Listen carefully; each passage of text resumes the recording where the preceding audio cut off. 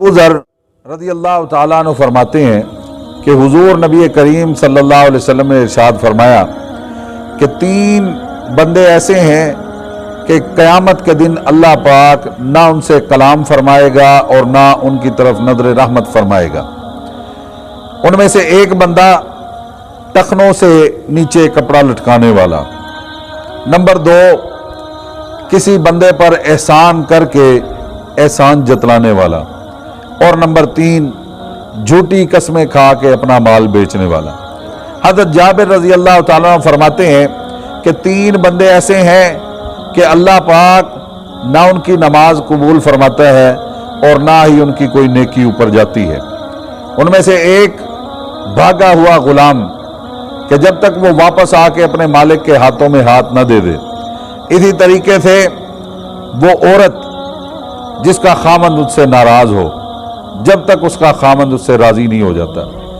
تیسرے نمبر پر نشہ کرنے والا شخص جب تک کہ وہ ہوش میں نہیں آ جاتا۔ حضرت ابو ہریرہ رضی اللہ تعالیٰ عنہ فرماتے ہیں کہ حضور نبی کریم صلی اللہ علیہ وسلم نے ارشاد فرمایا کہ 3 چیزیں ایسی ہیں جو مذاق کے اندر بھی واقع ہو جاتی ہیں۔ ان میں نمبر 1 نکاح مذاق میں بھی واقع ہو جاتا ہے، نمبر 2 طلاق مذاق میں بھی ہو جاتی ہے، اور نمبر 3 رجوع، اگر طلاق رجعی دی ہے تو رجوع مذاق میں بھی کیا ہے تو وہ مذاق میں بھی واقع ہو جائے گا۔ 3 چیزیں میت کے ساتھ جاتی ہیں، نمبر 1 اس کے گھر والے، نمبر 2 مال، اور نمبر 3 اس کے اعمال۔ 2 چیزیں واپس لوٹ آتی ہیں، صرف اعمال جو ہیں وہ میت کے ساتھ اس کی قبر میں جاتے ہیں۔ آپ صلی اللہ علیہ وسلم نے ارشاد فرمایا کہ 3 چیزوں سے انکار مت کرو، اگر وہ پیش کی جائے تو قبول کرو۔